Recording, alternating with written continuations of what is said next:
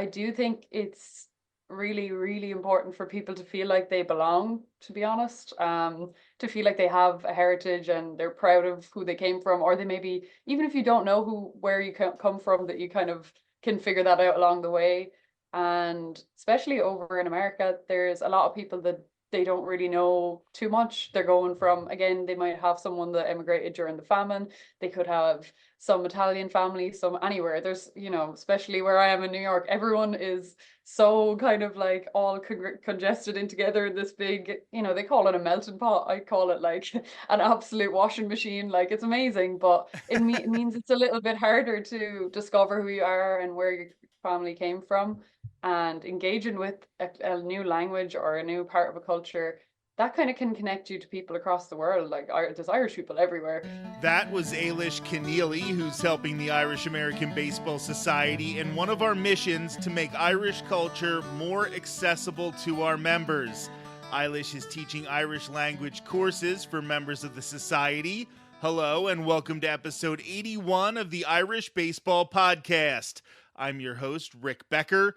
To become a member of the society and get access to the classes, or if you're already a member and are looking for more details on the classes, visit irishbaseball.org. Ailísh Conneely will be my guest on the show today. The Irish language lessons are just one of the reasons to join the Irish American Baseball Society. Membership comes with exclusive merchandise offers, discounts on merchandise, and some levels even have a say on who will be getting into the Irish American Baseball Hall of Fame. Like I said, more information at irishbaseball.org. Let's welcome Ailísh Conneely to the show. Thanks for being here. Thank you very much. I'm happy to be here. So the first thing I want to discuss is the Irish language lessons that you are doing through the Irish American Baseball Society, and you're helping us out, and you're helping us be part of our effort to sort of promote Irish culture, especially here in the United States. So why don't you talk about that a little bit? Absolutely, absolutely. So I had John Fitzgerald reach out to the centre not so long ago to see if there was any way that the Ashling Centre could work with the Irish American Baseball Society, just to see if we can, promote each other's things. And we're again very aligned with within the Irish and Irish American organizations. So we were happy to work with you guys. We just didn't know how it was going to happen. And it started off, I ended up just talking to John about it, and he thought there might be some interest in Irish language, just because everyone pretty much in the groups and in the different messages streams, they're all kind of interested in Ireland at least.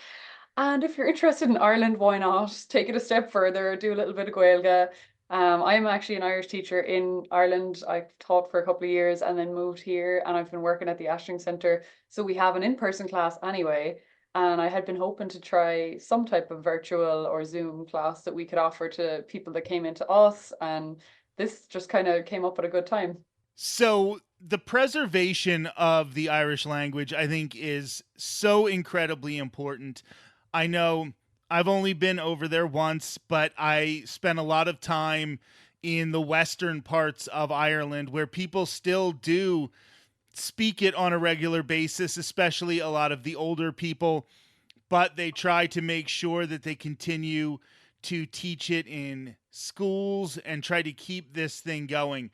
How important do you think it is for Irish Americans to be a part of making sure that this language survives? Because I think it is something that is really, really important to our culture. Yeah, I agree as well.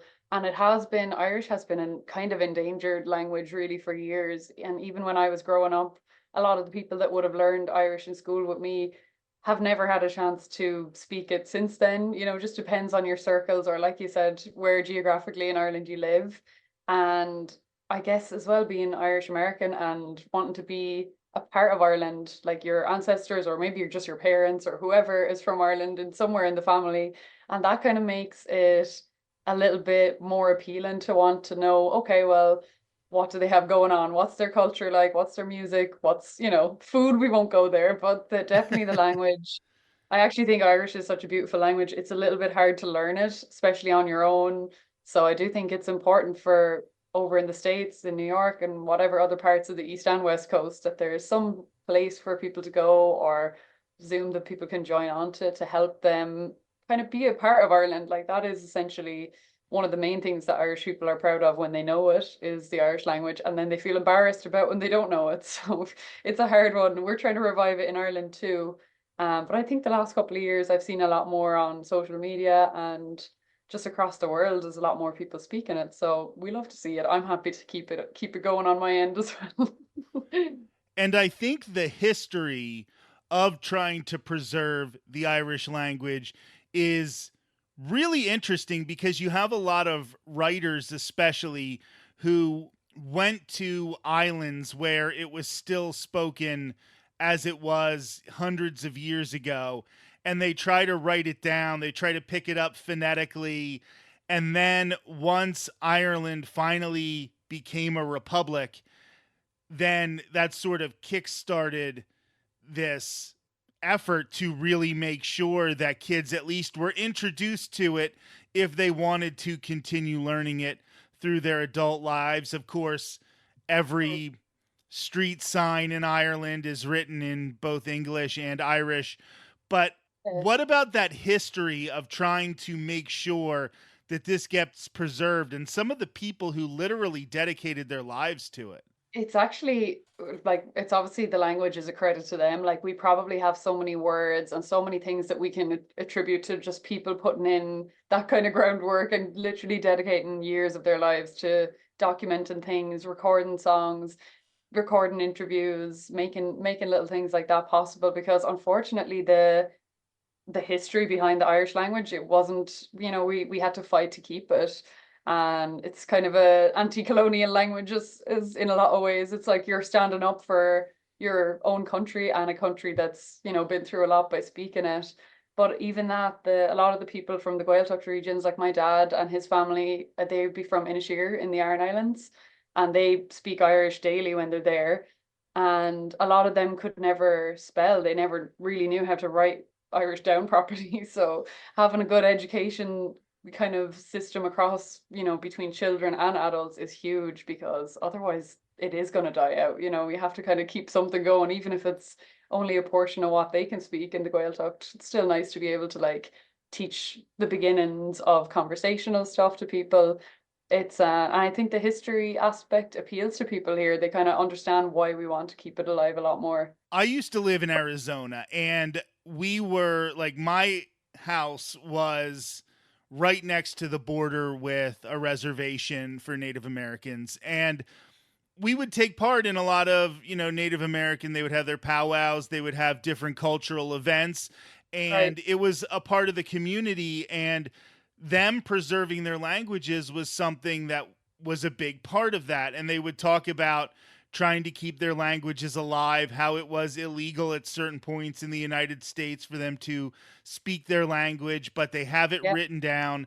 And I'm at this event as an adult who grew up in a fairly, like, we were proud of our Irish heritage, but Yeah. thinking that's so horrible that this happened, and feeling bad, and then realizing a little later as an adult, well, like, we have the same fight as Irish people, as Absolutely. Irish Americans, to try to preserve our language. And I know there is a great bond between Native Americans and the Irish. It went back to the famine Yeah. and a lot of those things, but you can see other communities dealing with certain struggles, and you might not realize, like, as Irish people, we have that same struggle. We have to try to preserve our culture. And why do you think it is important, beyond just having these words, that we do have that connection with our past? That's an absolutely important point that you made, even about recognizing things across the world that are struggles and things that other countries, other nations, other groups are going through. And I know Ireland has a great bromance with a couple of the like Choctaw and other different Native American groups, but I do think it's really, really important for people to feel like they belong, to be honest. To feel like they have a heritage and they're proud of who they came from, or they maybe, even if you don't know where you come from, that you kind of can figure that out along the way. And especially over in America, there's a lot of people that they don't really know too much. They're going from, again, they might have someone that emigrated during the famine. They could have some Italian family, some anywhere. There's, especially where I am in New York, everyone is so kind of like all congested in together in this big, they call it a melting pot. I call it like an absolute washing machine. Like it's amazing, but it means it's a little bit harder to discover who you are and where your family came from, and engaging with a new language or a new part of a culture. That kind of can connect you to people across the world. Like there's Irish people everywhere. Trust me, anywhere I've ever been, there's been someone there that recognizes your accent or might recognize a shirt that you're wearing. So you never know. It's just a really wholesome exchange when you have a couple of words of Gaeilge with someone in a random part of the world. I've had little bits of Irish across in like Lanzarote and South Africa and like random countries like that. You just never know. So it's more than just engaging with Ireland. It's kind of just making you be a part of a bigger thing. That's funny that you say the washing machine instead of the melting pot. I had once heard somebody say that instead of the melting pot, they wish that we would call ourselves a fruit salad, where you still keep the basic substance that you have from your past culture, but then you come in and the flavors kind of join together. So you still keep your identity, but you welcome in other people and you sort of come together in that way. So the washing machine is the louder version that keeps you up at 2:00 in the morning.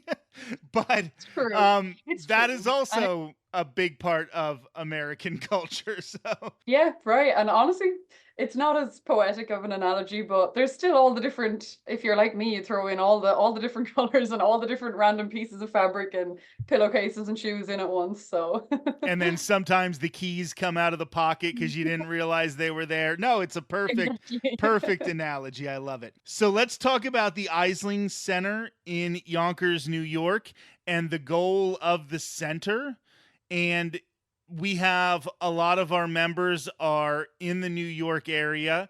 So if we could talk about that a little bit. Yeah, so the Aisling Centre has been going up here on McLean Avenue for the past like 25-ish years. And I've only been a part of that journey for the last about year and a half, coming up on 2 years. But it's just pretty much a community centre. It serves as both a community centre and an Irish community centre. So we obviously will welcome absolutely anyone that's just happens to be in the area or wants to travel for an event. But again, we do also have specific kind of niche events that you might be interested in if you're interested in Irish culture. So we have some other events that might be, a little bit more general, but if you just wanted to come in and take part in something that's a little bit more specific, like a Ceilidh, or listen to some Irish music, have a little session or a sing song. We also have some pop-up Gael talks and little opportunities where people can come and listen to Irish being spoken or try and speak it themselves if they're learning. And then aside from that, we have a social worker who takes people for free counselling when needed. Because again, that's also a huge stigma in Ireland and over here of like, coming in and like addressing mental health issues that might be small, but again, could end up being something else. We have a senior program as well, which is really well attended at the moment. We have probably about 70 to 80 seniors that come in once a week for senior lunch, or senior munch, as I like to call it. It's a great lunch served up by one of the local restaurants. It rotates. And we have other events just for seniors and stuff in general. I'm also running a youth club based on the Irish Feroige. I don't know if you've heard of it before, but it's pretty much an Irish model that we've adopted here in New York. So we have a lot of like 10 to 15-year-olds in one club and about 15 to 18-year-olds then that age range in another group. We've summer camps for children in the summer from like ages just about 4 and up. Once they're toilet trained, they're welcome, And we do try to cater to anyone that comes to our events and is in our community. Like anyone who comes in and expresses a need for something, we will try and address it. If they need help with applying for Irish passports, if they need help with even US citizenship, green cards, things like that. We don't have an extensive legal team or anything, but we're just people that want to help, and we'll try our best to refer people on or make sure that their situation gets sorted. And yeah, we're kind of just evolving as the people that come into us evolve as well. We keep trying to keep the doors open and yeah, you'll have to come for a look sometime as well, because it got all renovated during 2021, right after the pandemic. So you'll have to come in for a tour. Absolutely. I want to talk for a second about, you mentioned the mental health services. And I think that is a huge thing, especially because when I went to Ireland, I wanted to not just, spend 2 weeks in Dublin and see the sights and then go home. Like, I wanted to make sure I got to see actual Ireland. So I hiked and I went to some small towns like Castletown Bear and Clonakilty and just Wow. some of these like really small towns, and you get a better sense of what a place is like, I think, when you travel like that instead of just sightseeing. And I did find that while the Irish people were the absolute nicest people I have ever met in my entire life, I do find that there is, like, in some areas, like, just a mood of sadness and like some scars from all of the things that happened over the past few hundred years that Right. have not at all been Healed. healed yet. And there is definitely a mental health. I don't want to say there's a mental health crisis because I don't know it well enough to say that, but it definitely feels like there needs to be more of an effort to just have people who know how to talk through these things and get over some of this stuff, because there is a lot of trauma that happened on that island. Oh, there honestly is. You're so spot on with that. And I do think that's something you probably wouldn't notice if you did just travel to Dublin and then do a quick detour to the Cliffs of Moher and then back to Dublin again, which unfortunately is all some people get time for. But again, I'm sure on your travels you would have had encountered the same. There's just a lot of people that they have a lot to say. They just are not very good at saying it sometimes. And that's just partially because Irish people are also really judgmental and will roast you so quick. We'll call you out on everything. But it does tend to be a case of people expressing their problems through like humor or in other forms because they don't really know how to express it sometimes. Otherwise, I'm guilty of it myself. But I do think the younger generation has taken on a little bit better of a mindset with regards sharing and talking about things. And hopefully we can pass that on to the older members of our own families and get them opening up a small bit. Even just the smallest things of just expressing like when something's bothering you, or it doesn't necessarily have to mean, the be all and end all. But I do think there's been a little bit of a shift. So hopefully we go in that direction. And I mean, it's the same here. It's just a little bit less apparent sometimes because people, anyway, from my New York experience, everyone's just probably too busy to talk about things. But it can be very isolating to live in the US as well, I'm sure. Like, again, it's not rural Ireland, but there's plenty of people that would love to have a place to go or someone to reach out to that doesn't cost an arm, a leg, and 6 medical bills to your house. So that's what we're trying to provide here and trying to get people in as often as they can in person, because to be honest, once you're not isolated and once you're not lonely, that's kind of half of the battle's solved already. That is incredible. Thank you so much for all you do there. I would like to talk a little bit now about your background, because I think you touched on it just a little bit, that you do come from Ireland, and obviously the accent is still very strong, and that's amazing. So why don't you talk a little bit about your background and what led you to Yonkers, New York? Absolutely hate talking about myself, but we'll get there. So I actually was born in New York. So that's kind of the curveball that most people are not expecting from me. But my parents emigrated out here in like the 80s and they met in New York City. And I was born in Queens in like, 97 or something. And moved back to Ireland when I was about 1.5 and grew up then in kind of South Kilkenny, Waterford direction. Mooncoin is the little parish, if anyone familiar, but it's one of those places that I was able to travel between. So I grew up in Kilkenny, but I also spent a lot of time in the Aran Islands. So I was lucky I had like 2 homes almost. And I loved it. I ended up studying music, Irish and English in UCC, and went on to do a master's in education for secondary school teaching. So I guess middle and high school here probably. And I knew I wanted to travel. I just didn't know where or how or when it was going to come about. I spent a little bit of time in South Africa, and then I decided I wanted to come to the US. And I have a godparent in Long Island. I have another godparent in Pearl River, so New York made a lot of sense for me as well. My parents have some family friends, and I ended up really just kind of landing on my feet. I just sent a couple of emails, didn't even officially know how to apply for jobs here, but we made it happen. And also turns out that I had a friend of a friend with some accommodation, so I've been here and it's settled in Woodlawn for the last year and a half. And yeah, it's nice. I've been over and back a couple of times, and it can be hard. Like, it's a little bit hard to just live in kind of alone away from your own family, but again, Woodlawn is a very friendly neighborhood, and New York has a lot going on, a lot happening here, so I honestly do love it. I wouldn't change a thing. We'll hear more from Ailísh Conneely in a future episode of the show. I'm your host, Rick Becker, and this has been episode 81 of the Irish Baseball Podcast.